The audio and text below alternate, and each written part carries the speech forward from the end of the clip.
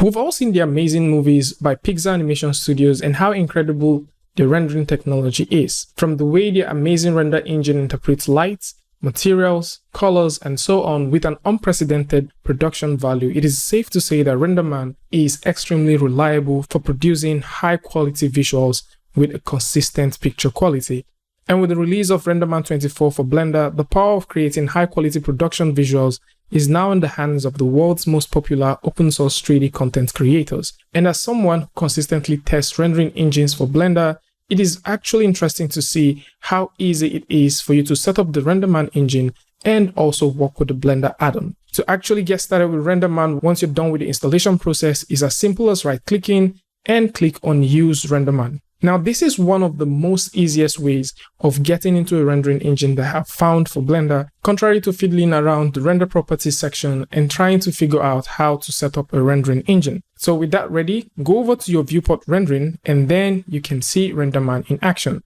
Now, this is very, very nice. Now, there's a couple of things that Renderman brings to the table that you probably wouldn't see with any other rendering engine for Blender.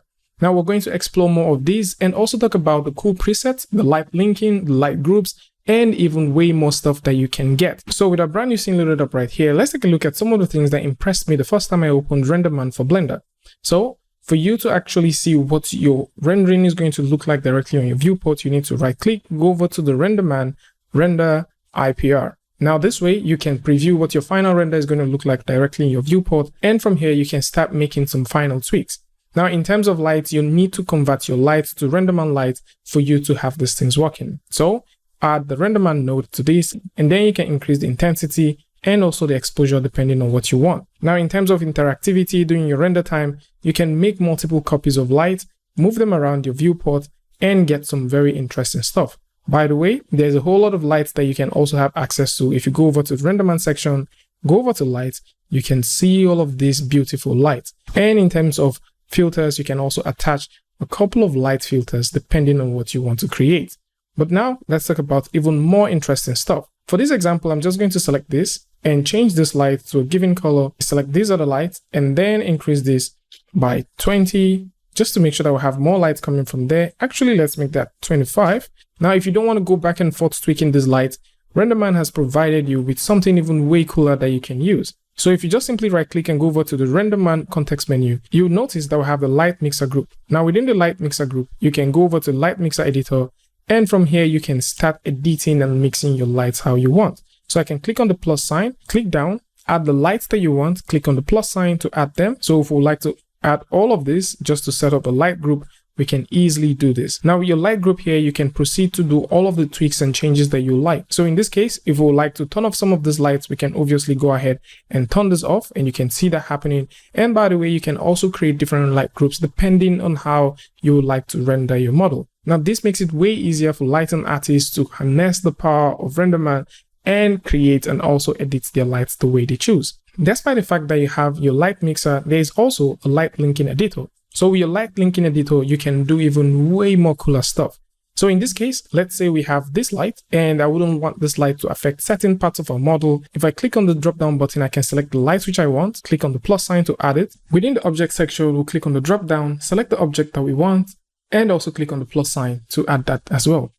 So at this point, we can now choose if we want our light to illuminate or not illuminate the object. The number of objects you can throw in is as much as you have within your scene, and the number of lights that you can use to control the lighting is also dependent on the number of lights you have within your scene. Renderman also comes with some impressive material presets that would save you tremendous time. Instead of thinking about how to make the shaders, how to calculate these things, and how to tweak them to actually get something happening, all you need to do is select the object which you like to apply material to, right click, go over to where you have your preset, and then you can either open the preset browser or you can select from a truckload of categories that exist. And in this case, let's say we'd like to give a wooden sort of material to this. All we need to do is right click, go all the way to presets, open up the preset browser, and then we can search for wood. So if we take a look at the wood section, we can find the kind of wood that we want. So in this case, I'm just going to go ahead and select the oak wood, click on the drop down button and click on import and assign to selected.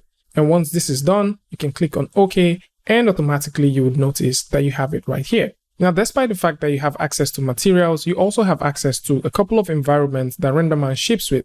So just in case you're thinking about some environments that you can use, you have a couple that you can play with. So you can just go ahead and throw this in and get some very impressive rendering happening. And while we're still on the topic of textures and how you can work with materials, you can now easily convert your cycles shaders to Renderman. And how you can do this is extremely simple. Select the object, go over to your material properties, and then you can convert your cycles shader to Renderman. Now you can do this for individual objects, or you can simply click on convert all cycles to Renderman, and this would convert all of the cycles shaders that you have within your scene to Renderman. Despite all of these things that we've looked at, there are certain utilities and tools that impressed me the first time I tried Renderman for Blender.